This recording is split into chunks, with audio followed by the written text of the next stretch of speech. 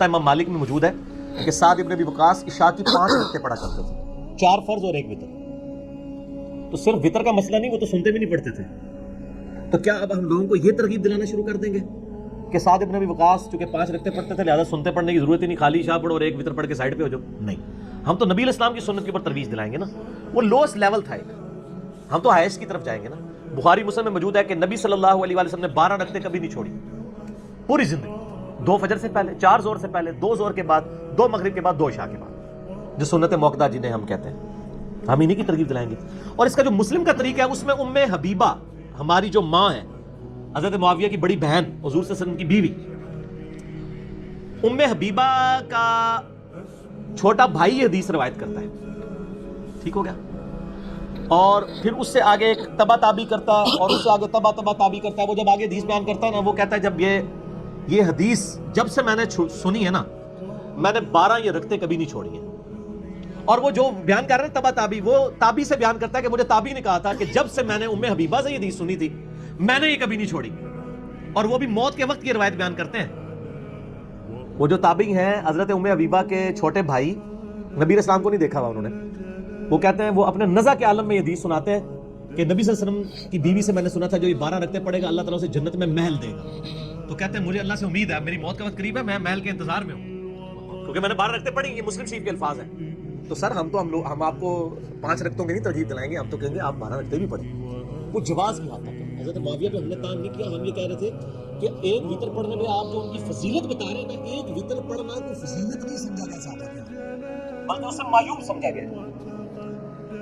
صحیح بخاری میں محمد بن قاسم بن ابی بکر جو حضرت ابو بکر کے پوتے، ان کا قول امام بخاری نے نقل کیا صحیح بخاری میں. وتر پہ میرا مسئلہ 130 پہ آپ دیکھ لیں. انہوں نے کہا میں نے صحابہ کو 3 وتر پہ پایا، 1 میں بھی حرج نہیں ہے، لیکن صحابہ کا عمل 3 ہے. بخاری مسلم میں رمضان ہو یا غیر رمضان، نبی علیہ السلام کتنی رکعتیں پڑھتے تھے؟ 11. 8 وتر، 8 تراویح یا 8 نوافل اور 7 3 وتر. تو جو بخاری مسلم میں آتا ہے نا کہ نبی علیہ السلام کی رات کی نماز 2 رکعت ہوتی تھی، اینڈ پہ 1 کے ساتھ وہ پوری ویک کو وتر بناتے تھے.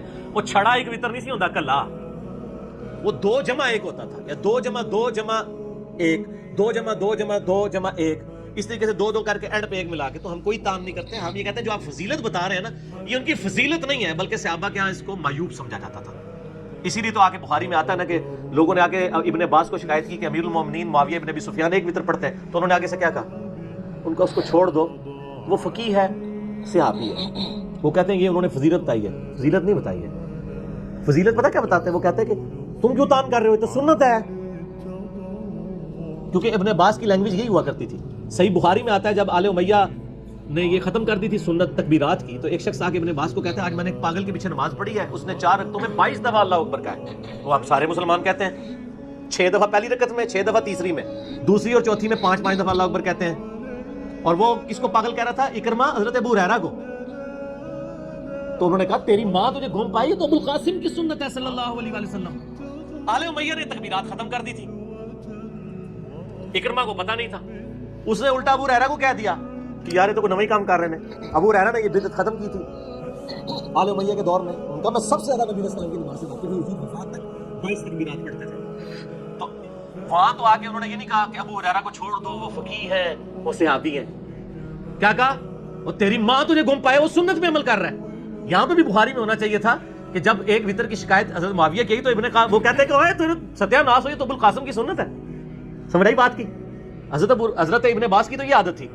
باقی آپ انفی کی ساری کتابیں اٹھا کے دیکھ لیں، انفی تو ہم سے بات ہی نہ کریں، ان کی تو فقہ کی کتابوں میں اس کی ایکسپلینیشن موجود ہے کہ جو شرح مانی الاثار ہے امام طحاوی کی حدیث کی کتاب، اس میں تو آگے الفاظ موجود ہیں.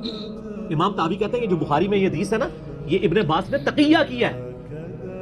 انہوں نے کہا اصل روایت یہ ہے کہ جب ان کو آ کے بتایا گیا تو انہوں نے کہا کہ اس گدھے سے پوچھو اس نے 1 وتر کہاں سے نکال دیا. تو وہ تقیہ انہوں نے کیا تھا، یعنی ابن عباس اس کو اچھا نہیں سمجھتے تھے. ایک چیز ہوتی ہے جواز. اب میں ان سے پوچھتا ہوں کہ ننگے سر نماز پڑھنے کا جواز ہے، لیکن مسلمانوں کے ہاں اگر کوئی امام مسجد ننگے سر حرم نماز پڑھانا شروع کرتے لوگ اسے برا کیوں سمجھ رہے ہوتے ہیں، حالانکہ وہ گناہ بھی نہیں ہے، معیوب سمجھا جاتا ہے. اور یہ بالکل ٹھیک ہے. ابن عباس کا قول، ابن مسعود کا قول ہے صحیح سند کے ساتھ کہ جس کو مسلمان اچھا سمجھتے ہیں وہ اچھی چیز ہے اللہ کے ہاں بھی، اور جسے مسلمان برا سمجھتے ہیں وہ اللہ کے ہاں بھی بری ہے. میں نے اجماع کے حجیت پہ جو ویڈیو ریکارڈ کرائی ہے نا مسئلہ 31، اس میں نے یہ ساری حدیثیں بتائی ہیں. اجماع بھی تو کوئی چیز ہے نا. تو بہت بڑی دلیل ہے. تو یہ یعنی اس کے ساتھ ہے.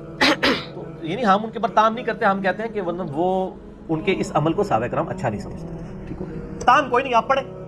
ابو داؤد ترمذی ابن ماجہ میں حدیث ہے, وطر مسلمان پر اللہ کا حق ہے, جس کی مرضی 3 پڑھے, 5 پڑھے, جس کی مرضی 3 پڑھے, جس کی مرضی 1 پڑھے. ٹھیک ہو گیا. اگرچہ اس کے اوپر حنفی تعویل بھی کرتے ہیں کہ 1 سے مراد یہ کہ باقی بھی ساتھ ملائیں, البتہ کوئی اکیلا بھی پڑھ لیتا ہے تو جواز کی حد تک ہے. صحابہ کا اور نبی علیہ السلام کا عمل اس کو سپورٹیو نہیں ہے.